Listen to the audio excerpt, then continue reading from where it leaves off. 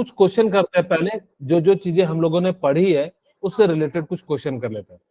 कहता है sucrose cane sugar, किन्हीं को पता है सुक्रोज का फॉर्मूला क्या होता है?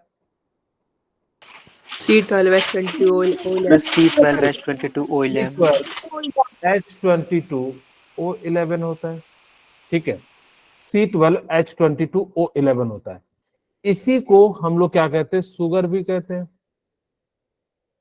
और इसी को हम लोग क्या कहते हैं? सुक्रोज भी कहते हैं। क्या आप इसको केन शुगर भी कह सकते हो?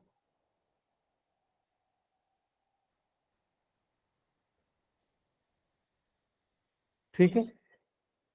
अगर कहता है कि अगर आपने सुक्रोज कैसा होता है, मोनोसैकेराइड्स होता है या पॉलीसैकेराइड्स होता है? डाइसैकेराइड। डाइसैकेराइड है, ठीक है। इसके पास कितने होते हैं? 2 मॉलिक्यूल्स होते हैं। ओके, आपको मैंने कहा कि जो सुक्रोज होता है वो कैसा होता है? डाइसैकेराइड। इन्होंने खैर दिया भी है, हमें इसके लिए कोई चिंता भी नहीं है। इसका मतलब है कि ये जब टूटेगा तो 2 मॉलिक्यूल्स में टूटेगा ऑन हाइड्रोलाइसिस। आपको याद हो तो मैंने बताया था कि ग्लूकोज जब जो है सुक्रोज को तोड़िएगा तो एक जो है ग्लूकोज मिलेगा और दूसरा आपको क्या मिल जाएगा? फ्रुक्टोज मिल जाएगा। तो इसका राइट आंसर क्या हो जाएगा? ग्लूकोज। अब इसका स्ट्रक्चर देख लीजिए, वो ज्यादा इंपॉर्टेंट है। ये है डाइसुक्रोज, इसी को हम लोग क्या कहते हैं? शुगर कह देते हैं। ये आपका क्या है? शुगर है, या इसको हम लोग क्या कह सकते हैं? C12H22O11 होता है। बोलिए, यहां तक क्लियर है?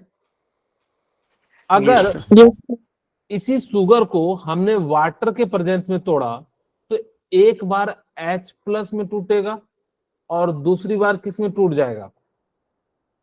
OH माइनस में। अब आपको हाँ यहां पे देखिए, ऑक्सीजन पे निगेटिव चार्ज आएगा। अगर ऑक्सीजन पे निगेटिव चार्ज आएगा तो यहां से क्या करेगा? ये बॉन्ड को तोड़ेगा, तो ये H यहां चले जाएगा, और ये खाली हो जाएगा तो OH कहां चले जाएगा? यहां चले जाएगा। तो जिस कारण से यहाँ पे डाइसैकेराइड्स को तोड़ने पे आपको क्या मिलेंगे? 2 मॉलिक्यूल्स मिलेंगे। एक का नाम होता है ग्लूकोज, दूसरे का नाम क्या होता है? फ्रुक्टोज नाम होता है, ठीक है। क्योंकि फ्यूरॉन से बना होता है, ये जो कंपाउंड होता है इसको हम लोग फ्यूरॉन कहते हैं, इसीलिए इसका नाम कैसा हो गया? जो है फ्रुक्टोज, यानी कि फ्यूरॉन के जैसा आपको दिखाई दे रहा है, इसीलिए हम इसको क्या कह देते हैं? फ्रुक्टोज कह देते हैं। इस क्वेश्चन को याद रखिएगा, नीट ने पूछा था कि आपको अगर जब कभी पूछा जाए कि सुक्रोज को अगर जब हमने हाइड्रोलाइसिस में तोड़ा तो बेसिकली ये तो कंफर्म हो जाना चाहिए कि इसमें 2 मॉलिक्यूल्स बनेंगे। अब वो आपको शायद याद ना आओ उस समय क्लिक, तो ऐसे याद रखेगा ग्लूकोज एंड जो फ्रुक्टोज में क्या हो जाता है? टूटता है, क्योंकि इसका स्ट्रक्चर जो होता है वो कुछ इस प्रकार से हो जाता है, ठीक है। Okay, next question. अच्छा, पहले हम एपीमर की बात कर लेते हैं और एनोमर की बात कर लेते हैं। यहाँ पे ध्यान से सुनिएगा, एपीमर क्या होता है? अगर किसी भी स्ट्रक्चर में एक पोजीशन पे अगर जो उसके ग्रुप डिफरेंट हो जाए तो उस मतलब जो स्ट्रक्चर है उसको एपीमर कह देंगे। जैसे यहां पे देखिए, मेरे पास C डबल बॉन्ड OH और यहाँ पे हमारे पास OH एंड H, और यहाँ पे हमारे पास क्या है? H, एंड ये क्या है? आपका OH है, ठीक है। और यहाँ पे हमारे पास क्या है? OH एंड H, और यहाँ पे हमारे पास क्या है? OH and H and CH2OH, ठीक है। Epimer are the carbohydrate differ the location of OH group in one location. मैंने कहा कि एक लोकेशन में जो है चेंज हो जाएगा, उसको हम लोग क्या कह देंगे? एपीमर कह देंगे।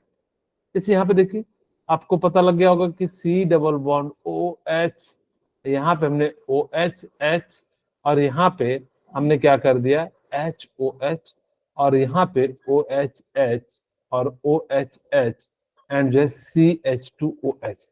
मुझे बताइए, क्या ये दोनों एपीमर है? Yes sir. Yes sir. Position पे है? अल्डिहाइड की प्रियोरिटी ज्यादा होती है अल्कोहल से। कहां पे है? अगर आप लोगों ने ध्यान दिया होगा तो यहां देखिए, थर्ड कार्बन पे थर्ड, ये 1 कार्बन हो जाएगा क्योंकि सीक्वेंस Yes. में ही है। तो 1 2 3 4 5 6, ठीक है। तो ये कौन से कार्बन पे, थर्ड कार्बन पे। देखिए क्या यहाँ पे सिर्फ और सिर्फ किसको देखना है, ओ एच ग्रुप का डिफरेंट, यानी कि जो चेंज हो जाना, उसी को हम लोग क्या कह देते हैं, जो है आपका एपिमर्स कह देते हैं। जिसमें एक और क्वेश्चन पूछता हूं, आप मुझे बताइए क्या ये एपिमर है। यहां पे मैंने लिया अल्डिहाइड, ग्लिसरॉल अल्डिहाइड, और इधर साइड मैंने लिया ओ एच, और इधर साइड मैंने ले लिया CH2OH, और ये H। फिर मैंने क्या ले लिया, CHO, और ये क्या ले लिया, OH एंड H, और यहाँ पे क्या ले लिया, CH2OH। क्या ये दोनों एपिमर है? Yes, sir. एपिमर किसे कहेंगे, जिसमें सिर्फ एक पोजीशन पे, सिर्फ एक पोजीशन पे OH ग्रुप डिफरेंट पोजीशन पे आ जाए, उसको हम लोग क्या कह देते हैं, एपिमर्स कह देते हैं। ठीक है, यही चीज ये कहता भी है कि आपसे पूछा जाता है एग्जाम में कि इनमें से कौन सा एपिमर है, तो आप कहिएगा कि जहां पे OH ग्रुप का क्या हो, यानी कि जब पोजीशन चेंज हो, only one chiral centre with different configuration. Second thing याद रखना कि जहां पे चेंज हो रहे हो, वो जो है आपका कायरल सेंटर होना चाहिए।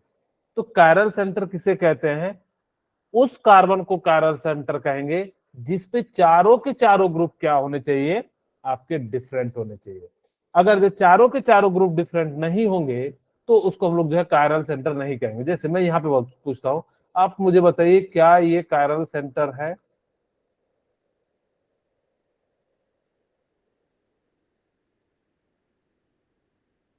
बोलिए क्या ये कायरल सेंटर है? Yes, sir. अच्छा ये बताइए, बिल्कुल, क्योंकि यहाँ पे एक साइड O है, OH है, तो यानी कि चारों के चारों ग्रुप अगर जो डिफरेंट होंगे, तो उसको हम लोग क्या कह देंगे, कायरल सेंटर कह देंगे।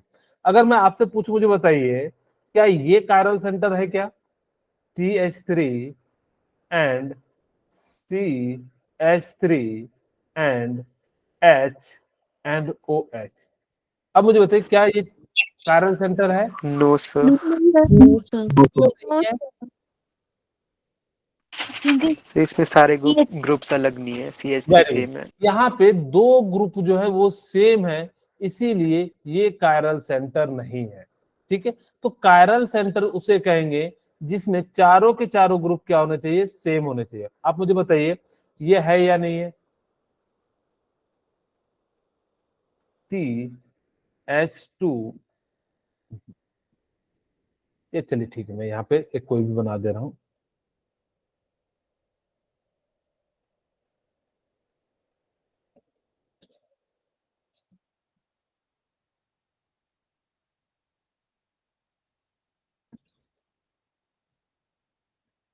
अब मुझे बताइए यहाँ पे कोई कायरल सेंटर है क्या? ध्यान से देखना।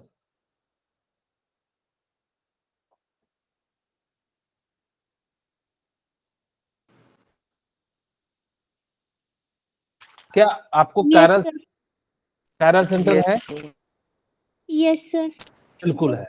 अगर जो ध्यान से देखिए, इधर साइड OH है, इधर साइड H है, इधर साइड CH2 है, इधर साइड साथ में एक CH2 एंड CH2OH है, यानी कि यहाँ पे आपका कायरल सेंटर है। तो आपको ध्यान देना, अगर आप वैसे सोचते तो आपको लगता है कि नॉन कायरल है, लेकिन ये क्या है, आपके उस कार्बन पे ध्यान देना कि जिसमें क्या हो, चारों के चारों ग्रुप डिफरेंट हो, उसको हम लोग कहेंगे। कोई कहेगा देखिए यहाँ OH है, यहाँ H है, CH2OH है, और इधर साइड आपका ये एक बड़ा सा ग्रुप है जो कि क्या है, इसके जैसा तो है नहीं, इसी कारण से क्या हो जाता है, ये जो है कायरल सेंटर हो जाता है। तो एपिमर वो शो करेंगे जो इसके पास कायरल सेंटर हो और OH ग्रुप का पोजीशन चेंज कर दो, यानी कि राइट में तो लेफ्ट में कर दो, लेफ्ट में तो राइट में कर दो, उसको हम लोग क्या कह देंगे, एपिमर्स कह देंगे। ठीक है, अब हम बात करते हैं एनोमर्स की। मैं पहले आपको एक डायग्राम समझाता हूँ, फिर इस लैंग्वेज को समझाऊंगा तो आपको ज्यादा समझ में आएगा। एनोमर्स में क्या होता है कि बेसिकली रिंग का फॉर्मेशन हो जाता है। क्योंकि सर रिंग का कैसे फॉर्मेशन हो जाता है, मैं आपको एक रिंग का जो है फॉर्मेशन करके दिखाता हूं ताकि कि जो है आपको ज्यादा समझ में आए। मैंने यहाँ पे ग्लूकोज लिया, टी डबल बॉन्ड, कि हम इसी टाइप की स्ट्रक्चर बनाते हैं ताकि कि हम जो है आपको आसानी से दिखा सके। ये थोड़ा सा तिरछा कर देते हैं।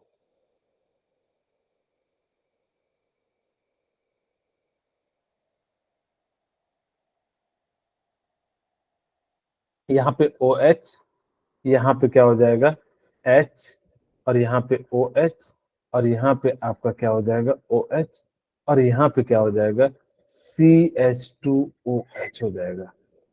ठीक है, यहाँ आपका H और यहाँ पे OH, और यहाँ पे आपका क्या हो जाएगा H, और यहाँ पे क्या हो जाएगा H। अब ध्यान से देखिए, यहाँ पे इसकी नेगेटिविटी ज्यादा होती है।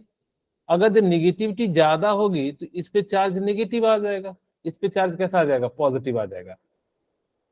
इस नेगेटिव को पूरा करने के लिए यहां से क्या होता है कि अपना हाइड्रोजन क्या करता है निकलता है। ठीक है, अब जैसे ही निकलता है तो ये देखिए कुछ इस प्रकार से बन जाएगा कि COH HHOH, और यहाँ पे हमारे पास क्या हो गया OHH, और यहाँ पे देखिए हमने इस वाले ऑक्सीजन को रहने दिया एज इट इज, क्योंकि यहाँ पे हाइड्रोजन आ गया तो ये OH हो गया।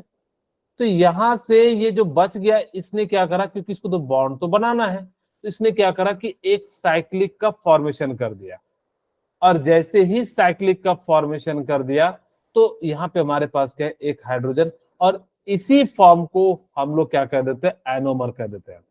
अब देखिए डेफिनेशन समझते हैं तो आपको ज्यादा समझ आएगा। एनोमर आर साइक्लिक मोनोसैकेराइड्स, मैंने बताया कि वहां पे क्या हो जाएगा कि साइक्लिक का फॉर्मेशन हो जाएगा। तो इस बात को ध्यान रखिएगा कि आपको जो है C2 कार्बन लेना है, यानी कि नीचे जो है आपको जो है अगर if C1 is they are aldose or if the configuration C2 if they are ketose। अगर आपको C1 लेना है कब, जब आप एल्डोज लीजिएगा, और आपको C2 कॉन्फ़िगरेशन कब लेना है, जब आपके पास कीटोज होगा। क्योंकि क्या है C1 एंड C2, तो यहाँ पे ध्यान से देखिए, हम आपको समझाने का प्रयास कर रहे हैं। यहाँ पे कौन सा ग्रुप है एल्डिहाइड। अल्डिहाइड। एल्डिहाइड। अगर अल्डिहाइड होगा तो ये कार्बन C1 यानी कि पहले कार्बन के साथ जो है क्या करना है आपको साइक्लिक का फॉर्मेशन करना है। अगर कीटोन ग्रुप होता तो हम इसके नेक्स्ट वाले कार्बन के साथ क्या करते हैं, यानी कि जो है बॉन्ड का फॉर्मेशन करते या साइक्लिक का फॉर्मेशन कर देते। यही बात उन्होंने भी लिखा है, एनोमर्स आर साइक्लिक मोनोसैकेराइड्स और ग्लाइकोसाइडिक दैट आर एपिमर्स।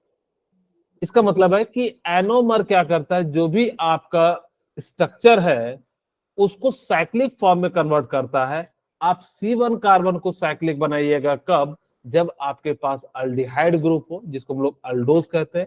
अगर जो कीटोन ग्रुप होता है तो उसको हम लोग क्या कहते हैं कीटोज ग्रुप कहते हैं। C2 कार्बन कब लेना है, जब आपके पास क्या हो कीटोज ग्रुप हो। वही कहता है this epimeric carbon anomers are known as anomeric carbon. ठीक है, और जहां पे होता है उसको हम लोग क्या कह देते हैं एनोमेरिक कार्बन। अब देखिए यहाँ पे OH ग्रुप आपको मैंने बताया था कि अगर OH ग्रुप राइट साइड में है तो उसको D कहेंगे, और अगर यहाँ पे हमारे पास क्या हो जाता है कि यहाँ पे बीटा डी ग्लूकोज, क्योंकि ये जो है क्या है किस पोजीशन पे अल्फा पोजीशन पे, इसीलिए अल्फा और यहाँ पे बीटा है तो इसलिए जो हम लोग इसको क्या कह देते हैं बीटा जो है आपका जो है कह देते हैं। ये सिंपल शब्द में समझो कि जो एपीमर होते हैं उसमें OH ग्रुप क्या होता है पोजीशन चेंज कर लेते हैं, और एनोमर्स में क्या हो जाते हैं रिंग का फॉर्मेशन हो जाए तो उसको हम लोग क्या कह देते हैं एनोमर्स का जो है वो कह देते हैं। वही कहता है anomers are the stereoisomerism which differ at a single carbon centre out of many are ring chain tautomer of the same open chain compound. Basically यहाँ पे क्या कह रहा है कि जिस कायरल सेंटर यानी कि जहां पे ये बॉन्ड बनेगा वो कायरल सेंटर होना चाहिए, और ओपन चेन से वो बेसिकली क्या हो जाना चाहिए आपका रिंग में कन्वर्ट हो जाना चाहिए। उसी को हम लोग एनोमर्स कहते हैं। अब आपसे पूछ रहा है कि which one of the following is the sweetest sugar. तो आप मुझे बताइए इसमें सबसे ज्यादा जो स्वीटेस्ट शुगर होता है वो कौन सा होता है? ग्लूकोज। और कोई? सुक्रोज। ओके, और कोई? इसका राइट आंसर जो होता है वो क्या होता है? फ्रुक्टोज होता है। कितना कितना किसकी वैल्यू होती है? आप देखिए फ्रुक्टोज की जो है ना 173 होती है, और सुक्रोज की कितनी होती है? 100 होती है, और ग्लूकोज की कितनी होती है? 74 होती है, एंड लैक्टोज की जो है 16 होती है। अब कहोगे ये 16, 74, 100, 173 क्या है? अगर मैं आपको एक एग्जांपल से समझाता हूं, सपोज कीजिए मैंने इसको ना लैक्टोज को समझाने के लिए अप्रोक्स 20 ले लिया, कि अगर जब 20 ग्राम इसकी जरूरत पड़ती है। इसका मतलब है कि अगर आपने 1 ग्राम शुगर ले लिया, सुक्रोज ले लिया, और 1 ग्राम आपने लैक्टोज ले लिया, तो 1 ग्राम में ये जो मिठास करेगा 16, यानी कि जो है 16 टाइम्स करेगा, और जबकि ये कितने टाइम्स कर देगा? 100 टाइम्स कर देगा, और ये कितने टाइम्स कर देगा? 173 टाइम्स कर देगा। तो इसीलिए ये जो फ्रुक्टोज होते हैं ये काफी ज्यादा मीठे होते हैं, इसीलिए हम लोग क्या करते हैं? इन फ्रुक्टोज का यूज करते हैं, यानी कि जो सबसे ज्यादा जो मीठा होता है वो आपका क्या हो जाता है? फ्रुक्टोज हो जाता है। बोलिए, ये क्वेश्चन समझ में आ गया? Yes Yes, sir. sir. Yes sir. Next question बड़ा सिंपल सा क्वेश्चन है, और ये नीट का क्वेश्चन है। The commonest disaccharide has the molecular formula. ये जो है मैं एक मिनट, मैं इसमें Option पोल B. जनरेट कर देता हूँ। 1 मिनट रुक जाइए आप लोग, जो है मैं पोल जनरेट कर देता हूँ।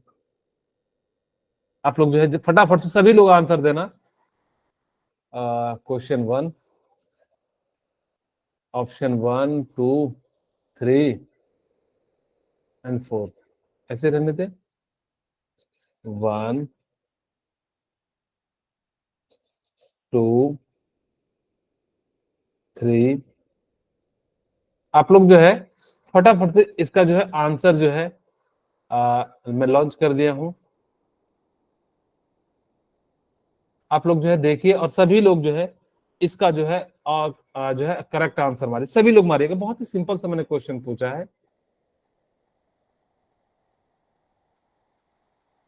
सभी लोग जो है आप लोगों को लॉन्च मिल गया होगा पोल। मुझे बताइए Yes, इसका। sir. हाँ, वेरी गुड, या थैंक यू। अब मुझे बताइए इसका जो है आप लोग मैसेज कीजिए उस पोल में कि कितने जो है वो आए। सबने कर दिया? Yes, sir. Yes, okay sir. Yes, sir. Okay, चलिए चेक करते हैं कि आप लोगों का जो है कितना आया। इंड पोल कर दें कि कोई बाकी भी है? कोई बाकी है तो बता दीजिए। मात्र अभी तक जो है 13। बाकी लोग फटाफट से कीजिए, जो भी ऑप्शन है। आपको मैं 1 मिनट का समय दे दे रहा हूँ। 38 हुआ है, मैं 39 जो है, बस आप लोगों को क्या करना है, इसमें से कौन सा राइट आंसर है इसको बताना है। बता दिए। मैं फिर से देखता हूं। मात्र 17 बच्चों ने जो है टोटल वोट किए हैं। ओके, चलिए ठीक है, कोई नहीं। अब मैं जो है पोल को लॉन्च कर देता हूं, एंड कर देता हूं। और इसका जो है आंसर, वैसे मैक्सिमम बच्चों ने जो है बिल्कुल सही आंसर दिया है। C12H22O11 जो है इसका राइट आंसर होगा, क्योंकि ये जो होता है सबसे कॉमन डाइसैकराइड होता है। तो इसका जो है राइट आंसर क्या हो जाएगा? ये हो जाएगा। इसको एक और नाम से भी जाना जाता है, शुगर के नाम से। Sucrose. हाँ, Sucrose. सुक्रोज के नाम से भी जाना जाता है, और इसको केन शुगर के नाम से भी जाना जाता है। ठीक है, ओके, तो इस प्रकार से हो जाएगा। अब आपसे पूछ रहा है, ये क्वेश्चन नीट का है, which of the following compound is found abundantly in nature? Sir, option D, cellulose. Okay, Cellulose. इसका जो राइट आंसर हो जाएगा वो क्या हो जाएगा? सेलुलोज जो होता है वो सबसे ज्यादा जो है क्वांटिटी में जो है पाया जाता है, जो है अबंडेंटली इन नेचर में। ठीक है, ओके, चलिए। On heating glucose with Fehling solution, we get a precipitate color of which is? तो आपको मैं बता रहा हूं कि फेलिंग टेस्ट अभी हम इसमें जब आगे बताएंगे तो आपको मैं फेलिंग टेस्ट के बारे में बताऊंगा कि कॉपर ऑक्साइड के साथ करते हैं, और इसका कलर जो आता है वो रेड आ जाता है। ठीक है, रेड पीपीटी के फॉर्म में आ जाता है। तो इसलिए इसका राइट आंसर क्या हो जाएगा, आपका जो है डी हो जाएगा। ये देखिए ग्लूकोज है, ग्लूकोज को शॉर्ट फॉर्म में हम ऐसे भी लिख सकते हैं। जैसे देखिए कोई बच्चा सोच रहा होगा कि सर कैसे से लिखा गया है, तो मैं आपको यहाँ पे दिखा देता हूँ। अब कहोगे क्या सर आपने जो स्ट्रक्चर बनाया OH H और यहाँ पे हमारे पास क्या है OH OH OH और यहाँ हो गया 1 2 3 4 5 और CH2OH। CH2OH। क्या बोले सर रिपीट कर रहा था मैं। ओके ठीक है, यहाँ पे HOH H एंड H हो गया, ठीक है। अब मुझे बताइए, कोई बच्चा कहेगा कि सर यहाँ पे HOH तो अलग अलग पोजीशन पे है। ठीक है, आपने इसको कहा कि भाई HOH है तो आपने 4 बार लिख दिया, मुझे कोई एतराज नहीं है। मुझे एतराज इस चीज से है सर कि ठीक है 3 तो आप लिख देते, CH3OH तो मैं मान लेता है कि एक साइड, एक को तो अपोजिट लिखना चाहिए था, क्योंकि 3 तो HOH एक साइड जैसे है। यहाँ भी देखिए, यहाँ भी है, लेकिन यहाँ तो अपोजिट है। क्या मेरी बात समझ में आ रही है? Yes, sir. तो फिर आपने इसको क्यों लिखा? एक्चुअल में हम यहाँ पे एम्पिरिकल फॉर्मूला जो है यहाँ पे सिंपलेस्ट फॉर्मूला या कॉम्पैक्ट फॉर्मूला लिख रहे हैं। ये भी तो वही चीज है CHOH, बस अंतर क्या है, इसका डायरेक्शन है। इसीलिए जब हम इसको कॉम्पैक्ट फॉर्म में लिखते हैं तो इसी फॉर्म में जो है लिख देते हैं। फिर हमने क्या करा कि कॉपर हाइड्रोक्साइड के साथ रिएक्शन कराया, किसके प्रेजेंस में, सोडियम हाइड्रोक्साइड के साथ में। तो यहाँ पे जो बनता है वो sodium salt of gluconic acid का फॉर्मेशन हो जाता है, और साथ में वो रेड पीपीटी यानी कि नीचे की ओर बच जाता है, जिस कारण से हम इसको क्या कह देते हैं, ये जो है आपका रेड टेस्ट स्पेलिंग टेस्ट दिएगा जब आप ग्लूकोज को रिएक्शन कराओगे। हम पता करने के लिए बताते हैं कि कौन जो है यानी कि ग्लूकोज है या नहीं है, तो यानी कि जो हम लोग जो है स्पेलिंग टेस्ट का यूज कर लेंगे। On hydrolysis of starch we finally get, मुझे बताइए इसका राइट आंसर क्या होगा? Glucose. Okay very good. Sir, इसका राइट आंसर, हाँ इसका राइट आंसर जो हो जाएगा ग्लूकोज, क्योंकि आप सभी को फॉर्मूला पता है स्टार्च का, C6H12O6, ये किसका फॉर्मूला है? glucose. हाँ ग्लूकोज का है, ठीक है। ये किसका है? ग्लूकोज का है। Glucose. मैंने कहा था ग्लूकोज में से एक H2O माइनस कर दीजिए, तो क्या मैं ऐसा लिख दूं? बोलिए। Yes, sir. इसी के n टाइम्स को हम लोग क्या कह देते हैं? स्टार्च कह देते हैं। अगर आपने इसको क्या करा कि यहां से OH5 प्लस H2O के साथ रिएक्शन कराया, तो जो आपका बनेगा प्रोडक्ट वो क्या बन जाएगा? ग्लूकोज बन जाएगा। तो इसीलिए इसका राइट आंसर क्या हो जाएगा? आपका जो है ग्लूकोज हो जाएगा। बोलिए, ये क्लियर है? Yes, sir. अब यहाँ पे देखिए, बड़ा ये वैसे तो बायोलॉजिकल क्वेश्चन है, लेकिन फिर भी जो है इसको केमिस्ट्री में दिया गया है, तो इसलिए हम इसको आपको बता भी देते हैं। कह रहा है oxidation of glucose is one of the most important reaction in living cell. आपको पता है ग्लूकोज का जो है ऑक्सीडेशन होता है, जिसके कारण आपको एनर्जी मिलती है। तो कितने, अगर 1 मोल ग्लूकोज को जलाइएगा तो कितनी एटीपी के मॉलिक्यूल्स मिलेंगे? एटीपी का मतलब होता है एडिनो ट्राइफॉस्फेट। हमारी बॉडी जो एनर्जी एक्सेप्ट करता है वो एटीपी के फॉर्म में करता है। जैसे हर किसी, जैसे हम लोग खाना खाते हैं, हम लोग जो खाना लेते हैं वैसा चीज लेते हैं, जो कि ऐसा नहीं कि हर चीज खा लेते हैं, हम लोग जो है वही चीज खाते हैं जो हमारी बॉडी में जो है डाइजेस्ट हो जाए। उसी तरीके से हमारी बॉडी जो एक्सेप्ट करती है वो एटीपी को एक्सेप्ट करती है। मैं इसको ऐसे समझाता हूं कि मान लीजिए जो करेंसी है इंडिया की, उस करेंसी की वैल्यू बाहर के देशों में कुछ भी नहीं है। आप उसको लेके कहीं और चले जाओ तो वहां पे वो चलता ही नहीं है, उसकी वैल्यू क्या है? 0 है। वो अलग बात है कि जब आप उसको चेंज कराओगे, अभी जैसे मान लो किसी के पास 2000 का नोट हो, क्या उसकी कोई वैल्यू है क्या? नहीं है। No, sir. उसी तरीके से आपकी बॉडी जो एक्सेप्ट करती है वो किस फॉर्म में करती है? एटीपी के फॉर्म में, यानी कि एडिनो ट्राइफॉस्फेट के फॉर्म में बॉडी जो है एनर्जी को एक्सेप्ट करती है। बाकी किसी फॉर्म की एनर्जी को बॉडी हमारी एक्सेप्ट नहीं करती है। जैसे मैंने कहा करेंसी जो होती है वो एक ही टाइप की करेंसी जो है हमारे देश में चलती है, बाकी जो है कोई भी करेंसी जो है आप यूज नहीं कर सकते। ओके, अब यहाँ पे देखते हैं कि 1 मोल ग्लूकोज, तो C6H12O6 को हमने क्या करा, ऑक्सीजन के प्रेजेंस में रिएक्शन करा दिया। तो ये क्या हो जाता है, 6 mole of CO2 plus 6 mole of H2O, साथ में 38 ATP जो है एनर्जी रिलीज होती है। 6 मोल ऑफ H2O और साथ में कितने मोल हो जाता है,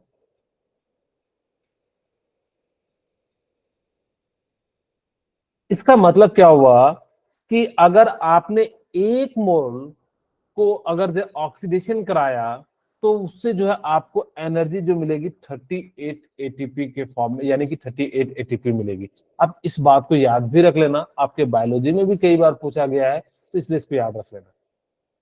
कह रहे starch is a polymer of glucose. Glucose. ये जो स्टार्च होता है ना वो किसका पॉलीमर होता है, ग्लूकोज का। बेसिकली ग्लूकोज में से अगर H2O निकाल लीजिएगा तो क्या बन जाता है, स्टार्च बन जाता है, और इसीलिए स्टार्च जो होता है वो पॉलीमर हो जाता है किसका, ग्लूकोज का। कहता है the disaccharide present in milk is lactose. Very good. यहाँ पे जो है वो आपको किस फॉर्म में पाया जाता है, लैक्टोज के फॉर्म में, यानी कि जो है आपको पाया जाता है। इसी कारण से आपका जो है दूध जो है वो कैसा लगता है, मीठा लगता है। अगर जो लैक्टोज नहीं पाया जाएगा तो दूध आपका जो है मीठा नहीं पाया जाएगा। ओके, अब हम बात करते हैं प्रिपरेशन ऑफ ग्लूकोज, कि हम कैसे बनाएं, क्योंकि ग्लूकोज आपकी बॉडी के लिए जरूरत है, तो आपको तो बनाने का तरीका भी पता होना चाहिए कि कैसे इसको हम बनाएंगे। पहला तरीका है आप केन शुगर लीजिए। ठीक है, हमने क्या ले लिया, केन शुगर, C12H22O11। ठीक है, हमने क्या ले लिया, C12H22O11 प्लस, साथ में हमने क्या करा, इसको हाइड्रोलाइसिस करा दिया। किसके प्रेजेंस में, एसिड के प्रेजेंस में जो है हमने क्या करा दिया, यहाँ पे इसका जो है रिएक्शन करा दिया। अब जैसे ही एसिड के प्रेजेंस में रिएक्शन कराएंगे तो ये किसके फॉर्म में टूट जाएगा, आपका ग्लूकोज के फॉर्म में जो है क्या हो जाता है, टूट जाता है। ये आपका जो है जनरल आपका तरीका है। ये हमारी बॉडी भी ऐसे ही करती है कि हम लोग जो चीनी खाते हैं उसको 2 ग्लूकोज के फॉर्म में जो है तोड़ देती है। ठीक है, ओके। अब जैसे ही ये 2 जो है इसके फॉर्म में टूट गया, ये तरीका आप इंडस्ट्रियल लेवल पे नहीं यूज कर सकते हो। आप ग्लूकोन डी बनाओगे तो वहां पे इस तरीके का यूज हम लोग नहीं कर पाएंगे, क्योंकि इसमें बहुत ज्यादा लगेगा। तो हम लोग इंडस्ट्री में कैसे करेंगे, आप लोग भी सोचोगे, सही बात है, हम कहाँ से कितना लाएंगे चीनी जो है गन्ना, चीनी को ही बनाना रहेगा, वो तो हम लोग ऐसे ही बना लेंगे। और वो जो होता है इंस्टेंट एनर्जी देती नहीं है। क्यों नहीं देती, अब आप देख रहे होंगे कि यहाँ से तोड़ने पे आपको एनर्जी क्या होगी, यानी कि कुछ खर्च करनी पड़ेगी। इसीलिए धावक को आपको किस फॉर्म में देना पड़ेगा, इस फॉर्म में। ध्यान सुनना, मैंने क्या कहा, मैंने कहा कि अगर चीनी खिला दोगे, एक्चुअली चीनी में भी उतनी एनर्जी होती है जितनी यहाँ पे 2 मोल में, लेकिन यहाँ पे क्या हो जाता है, इस चीनी से ग्लूकोज बनने में आपको कुछ एनर्जी जो है खर्च करना पड़ता है। अगर जो कुछ एनर्जी खर्च करना पड़ेगा, जिस कारण से आपको उतनी एनर्जी नहीं मिल पाई।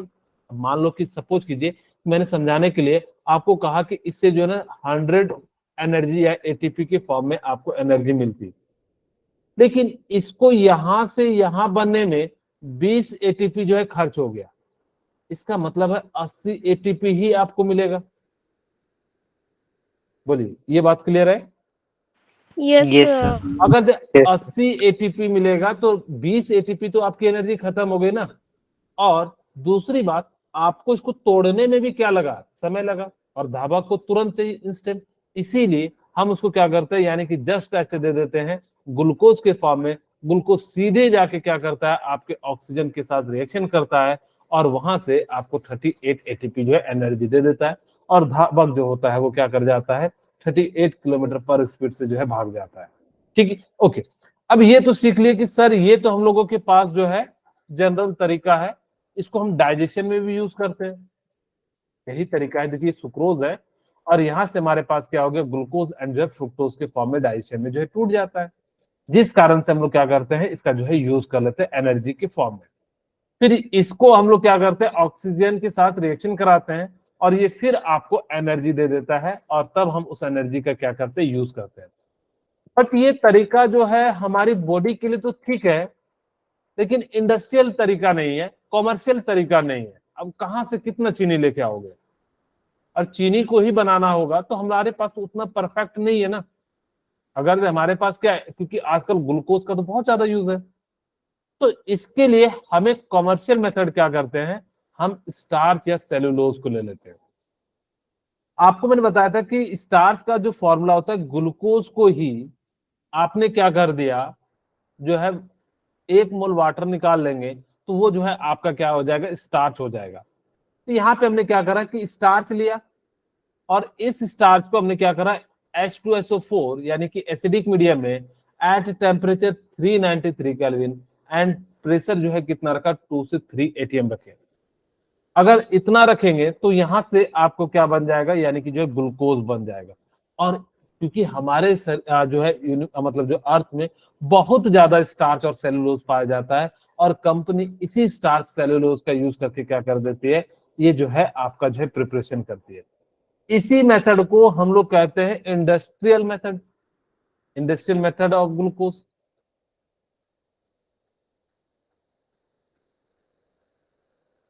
ठीक है, इंडस्ट्रियल मेथड ऑफ ग्लूकोज।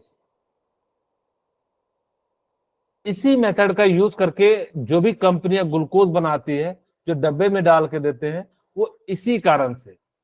तो कहोगे कि सर आपने मुझे बताया था कि स्टार्च तो टेस्टलेस होता है। कोई बच्चा कहेगा हाँ, लेकिन ग्लूकोज कैसा होता है, स्वीट। स्वीट होता है। तो फिर ऐसा क्या हो गया, यहाँ पे मॉलिक्यूल्स के अरेंजमेंट यानी कि रीअरेंजमेंट के कारण उसका जो है टेस्ट क्या हो जाता है, चेंज हो जाता है। और यहाँ पे बहुत सारे एन ग्रुप थे, जिस कारण से यहाँ पे क्या हो जाता है कि एक जो है ग्लूकोज का फॉर्मूला बन जाता है एन मॉलिक्यूल्स। यहाँ पे बहुत सारे जो स्टार्च एक दूसरे के साथ जो है ग्लाइकोसिडिक लिंकेज से जुड़ा होता है, इसी कारण से उसका जो है टेस्टलेस हो जाता है। जबकि ये जब सिंपल फॉर्म में आ जाता है तो उसका टेस्ट कैसा हो जाता है, स्वीट हो जाता है। बस ये याद रखिएगा कि जो इंडस्ट्रियल मेथड होता है उसमें हम लोग क्या करते हैं, एसिडिक के प्रेजेंस में 393 केल्विन और जो है 2 से 3 atm के प्रेजेंस में, या बेसिकली हम यहाँ से कह सकते हैं कि आपके पास कितना डिग्री होना चाहिए, 120 डिग्री टेम्परेचर यानी कि 120 डिग्री सेल्सियस पे हम क्या करेंगे, इसको हीट करेंगे तो आपको जो है क्या मिलने लगेगा, आपका जो है शुगर मिलने लगेगा। ओके, तो यहां तक हम लोगों ने सीख लिया। अब हम बात करते हैं स्ट्रक्चर ऑफ ग्लूकोज। आपको अलग अलग टाइप की स्ट्रक्चर मिलेंगे, जैसे मैं आपको दिखाने के लिए कुछ स्टेट चेन में मिलेंगे, कुछ इस फॉर्म में मिलेंगे, कुछ आपको जो है किस फॉर्म में मिलेंगे, यानी कि साइक्लिक के फॉर्म में मिलेंगे। तो ये जो आपको जो स्ट्रक्चर है इसके बारे में पढ़ना पड़ेगा कि कब सर कैसे होगा, तो उसके लिए हम लोग जो है अभी जस्ट आपको बताएंगे कि कैसे किसका जो है स्ट्रक्चर निकाला जाता है। अगर जब मैं बात करूं, its molecular formula was found to be C6H12O6। Glucose का मॉलिक्यूलर फॉर्मूला कितना हो जाता है, C6H12O6। इसका मॉलिक्यूलर मास कितना हो जाता है, मॉलिक्यूलर मास किन्हीं को याद है, 180 ग्राम। चाहो तो आप कैलकुलेट भी कर सकते थे, कार्बन का 12 होता है तो 72, हाइड्रोजन का 12 और यहाँ पे ऑक्सीजन का 16 होता है तो ये कितना हो जाएगा 96। ठीक है, सही बोला कि नहीं? Yes sir. ओके, ठीक है। अब हम जोड़ते Yes, हैं sir. तो हमारे पास कितना आ जाएगा 0 और हमारे पास कितना हो जाएगा 9 1 10 10 1 18। ठीक है, यानी कि 180 ग्राम हो जाएगा। अब इसको याद भी रख लीजिएगा, मैंने भी याद रखा हुआ है कि मॉलिक्यूलर मास जो है ग्लूकोज का 180 ग्राम होता है और सुक्रोज का जो है 243 ग्राम हो जाता है। आपको कैलकुलेट भी कर देता हूँ एक बार फिर से, ताकि कि C12H22O11 यहाँ से जो है 144 प्लस 22 प्लस यहाँ पे 16 इंटू 11 तो 6 और 176, यहाँ से कितना हो जाएगा 6 2 8 8 4 12 342 ग्राम, सॉरी मैंने 343 कहा था, 342 ग्राम होता है। ठीक है, तो यहाँ पे 342 ग्राम जो है क्या हो जाता है आपको, तो इसको याद भी रख लीजिएगा क्योंकि बहुत सारे टाइम जो है आपको यूज आएगा। ये किसका जो है मॉलिक्यूलर मास है, शुगर का। ओके, अब हमने क्या करा, on prolonged heating with HI, अगर आपने बहुत देर तक उसको हीट किया किसके प्रेजेंस में, HI के प्रेजेंस में, तो वहां पे क्या हो जाता है कि ये जितने भी OH ग्रुप है या ऑक्सीजन ग्रुप है उन सभी का क्या हो जाता है, रिमूवल हो जाता है और जो है आपका क्या बन जाता है, हेक्सेन बन जाता है। यही क्वेश्चन आपको सीधे सीधे पूछा था कि आपके पास ग्लूकोज को HI के साथ रिएक्शन कराएंगे और उन्होंने क्या करा था कि यहाँ पे H2O को हटा के यहाँ पे I जोड़ दिया था और एक साइड जो है कहीं और जो है I और H को जोड़ दिया था, यानी किस प्रकार से 4 बनाए थे और एक ऑप्शन आपको हेक्सेन दिया था। याद रखना कि आपको मैंने बताया, अभी मैं बता रहा हूं कि अगर कहीं भी अगर जब ग्लूकोज और HI और साथ में प्रोलॉन्ग्ड हीट का मतलब होता है कि आपने क्या करा, बहुत देर तक हीट किया तो उसमें जो आपको क्या मिलेगा, एक स्टेट चेन मिलेगा और उसी स्टेट चेन को हम लोग क्या कह देते हैं, एन हेक्सेन कह देते हैं। कि जो HI होता है ना वो रिड्यूसिंग एजेंट होता है या रिडक्शन का काम करता है।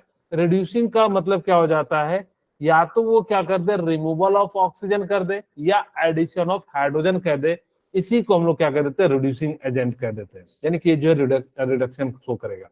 अब जैसे इसको करेगा तो यहाँ पे जितने भी ऑक्सीजन वाले ग्रुप थे वो सभी के सभी क्या हो जाएंगे, रिमूव हो जाएंगे।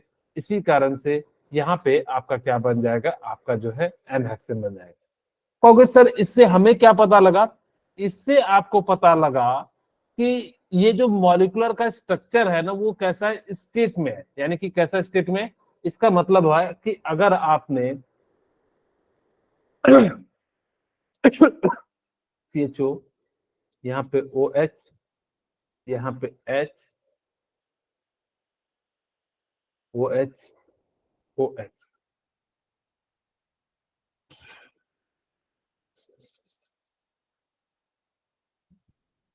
ठीक है। अच्छा है, अगर हमने यहां से क्या करा, HI और हीट किया यानी कि बहुत देर तक, तो यहाँ पे रिमूवल ऑफ ऑक्सीजन हो गया। ये तभी आपको हेक्सेन मिलेगा जब ये कैसा होगा, स्टेट लाइन में होगा। अगर ये स्टेट लाइन में नहीं होता तो क्या मिलता, क्या 1 2 3 4 5 एंड 6। तो यहां से आप ये भी कह सकते हो कि जो ग्लूकोज का स्ट्रक्चर अगर मुझे पता करना है कि कौन सा स्टेट है, तो यहां से हम लोग क्या करेंगे, HI के साथ कराया तो हमें क्या मिला, एन हेक्सेन मिल गया। इसका मतलब क्या हो गया कि इसके अंदर जो है वो यहाँ पे जो स्ट्रक्चर है वो कैसा है, आपका ओपन लाइक स्ट्रक्चर है। सेकेंड हम बात करते हैं कि अगर glucose react with hydroxyl amine यानी कि NH2OH के साथ रिएक्शन कराते हैं तो आपको यहाँ पे जो प्रोडक्ट मिलता है इसको हम लोग कह देते हैं ऑक्साइन। इसको हम लोग क्या कह देते हैं, ऑक्साइन। अगर आपने साइनाइड के साथ रिएक्शन करा दिया तो इसको हम लोग कह देते हैं साइनोड्रिन। साइनोड्रिन। अगर यहां से हमें क्या पता लगा कि ये साइनोहाइड्रिन तभी रिएक्शन करेगा जब इसके पास कौन सा ग्रुप होगा, अल्डिहाइड ग्रुप होगा। हमने पहले से पता किया कि वो कैसा स्टेट लाइन में, यहाँ सेकंड से हमने पता किया कि उसके पास अगर अल्डिहाइड होता है तभी वो NH2 यानी कि जो है आपका हाइड्रोक्सिल अमाइन के साथ रिएक्शन करता है और ऑक्साइन का फॉर्मेशन करता है। तो यहां से हमें पता लग गया कि इसके पास क्या होगा, अल्डिहाइड ग्रुप होगा। इसकी सारी यूजेस पढ़ेंगे आगे जब मैं आपको बताऊंगा तो काफी ज्यादा जो है आपके लिए इंपॉर्टेंट हो जाएगा। अगर आपने HCN के साथ कराया तो यहाँ पे आपका क्या हो जाएगा, CN यानी कि इसको हम लोग क्या कह देते हैं, साइनोड्रिन। इसका मतलब है यहाँ पे आपके पास CO ग्रुप है यानी कि कार्बोनिल ग्रुप है, क्योंकि NH2 and OH and HCN यहाँ ये बेसिकली क्या शो कर रहा है, कार्बोनिल ग्रुप को शो कर रहा है। ये कैसा है, कार्बोनिल ग्रुप। यहाँ पे मैं लिख भी देता हूँ C double bond O, C double bond O, इसको हम लोग क्या कह देते हैं, कार्बोनिल ग्रुप कह देते हैं। ठीक है, तो इस प्रकार से हम लोग क्या कह देंगे, उस ग्रुप को हम लोग क्या कह देंगे, कार्बोनिल ग्रुप कह देंगे। ओके, अब हमारे पास देखिए अलग अलग स्ट्रक्चर है। आज की क्लास में तो मैं नहीं बताऊंगा कि कैसे बनता है, एक स्ट्रक्चर मैंने आपको ये वाला बता दिया कि जब आप क्या करोगे कि ग्लूकोज में से अगर जब वाटर के साथ रिएक्शन कराओगे तो यहाँ पे क्या हो जाता है, आपका जो है क्या बन जाता है, एनोमर का जो है फॉर्मेशन हो जाता है। ठीक है, जिस कारण से यहाँ पे क्या हो जाएगा, इस प्रकार से जो है आप लोगों को बताना था। ठीक है, नेक्स्ट क्लास में हम लोग जो है इसके बारे में आगे बात करेंगे।